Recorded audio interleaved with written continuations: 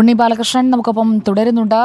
ഉണ്ണി ബാലകൃഷ്ണൻ, പ്രധാനമന്ത്രിയുടെ അനുശോചന സന്ദേശം നമ്മൾ കണ്ടു. ഇപ്പോൾ വിവിധ നേതാക്കൾ, സംസ്ഥാനത്ത് ഗവർണർ ആരിഫ് മുഹമ്മദ് ഖാൻ തൻ്റെ സുഹൃത്തായിരുന്നു എന്ന് പറയുമ്പോൾ, ദില്ലി കാലത്ത് അദ്ദേഹം മറ്റൊരു രാഷ്ട്രീയം പിന്തുടർന്ന കാലഘട്ടത്തിലടക്കം ആ ഒരു വ്യക്തിബന്ധമുണ്ടായിരുന്നു. പാർട്ടികൾ മാറുമ്പോൾ അല്ലെങ്കിൽ വ്യക്തികൾ വിഭിന്ന അഭിപ്രായങ്ങൾ രാഷ്ട്രീയമായി പ്രകടിപ്പിക്കുമ്പോഴും അവർക്കിടയിലുള്ള വ്യക്തിബന്ധം ഒട്ടും ഉലയാതിരിക്കാൻ സീതാറാം യെച്ചൂരി എടുത്തിരുന്ന ഒരു മുൻകൈയെക്കുറിച്ച് പല നേതാക്കളും പറഞ്ഞു കേട്ടിട്ടുണ്ട്. അതിലൊരു ഉദാഹരണം നമ്മളിപ്പോൾ ആരിഫ് മുഹമ്മദ് ഖാനിൽ നിന്നും കേൾക്കുകയാണ്. നേരത്തെ തന്നെ ഉണ്ടായിരുന്ന ആ ഒരു സൗഹൃദത്തെക്കുറിച്ച് ഓരോരുത്തരും അങ്ങനെയുള്ള ഒരു റെഫറൻസ് നൽകി പോകുമ്പോൾ സീതാറാം യെച്ചൂരിക്ക് പകരമാകാൻ ഇന്നത്തെ കമ്മ്യൂണിസ്റ്റ് നേതാക്കളിൽ ആർക്കും കഴിയില്ല എന്നൊരു യാഥാർത്ഥ്യം കൂടി നമ്മൾ ഉൾക്കൊള്ളേണ്ടതല്ലേ?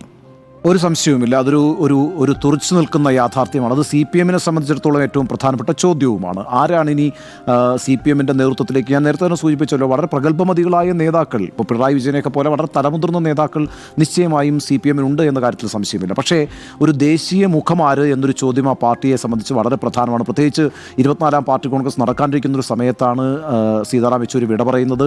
ഈ പാർട്ടി കോൺഗ്രസിൽ അംഗീകരിക്കേണ്ട പാർട്ടിയുടെ നയരേഖ തയ്യാറാക്കി അത് അവതരിപ്പിക്കേണ്ട ജനറൽ സെക്രട്ടറിയാണ് ആ പാർട്ടിക്ക് നഷ്ടമായിരിക്കുന്നത്.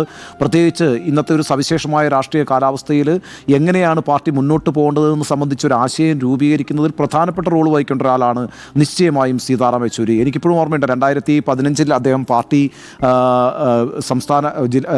പാർട്ടി ജനറൽ സെക്രട്ടറിയായി തെരഞ്ഞെടുക്കപ്പെട്ടതിന് ശേഷം ദില്ലിയിലെ AKG ഭവനിൽ വെച്ച് ഞാൻ അദ്ദേഹത്തെ ഇൻ്റർവ്യൂ ചെയ്തിട്ടുണ്ട്. അന്ന് അദ്ദേഹം പറഞ്ഞൊരു കാര്യമെന്ന് പറയുന്നത് നമ്മൾ കമ്മ്യൂണിസ്റ്റുകളായിട്ടുള്ള ആളുകൾ രാജ്യത്തെ സാഹചര്യങ്ങളെക്കുറിച്ച് വളരെ വിശകലനം ചെയ്തൊക്കെ പറയും.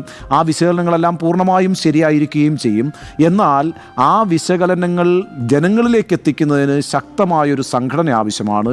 പരമ്പരാഗത ബാലകൃഷ്ണൻ, ഞാൻ അങ്ങയിലേക്ക് തിരികെ എത്താം.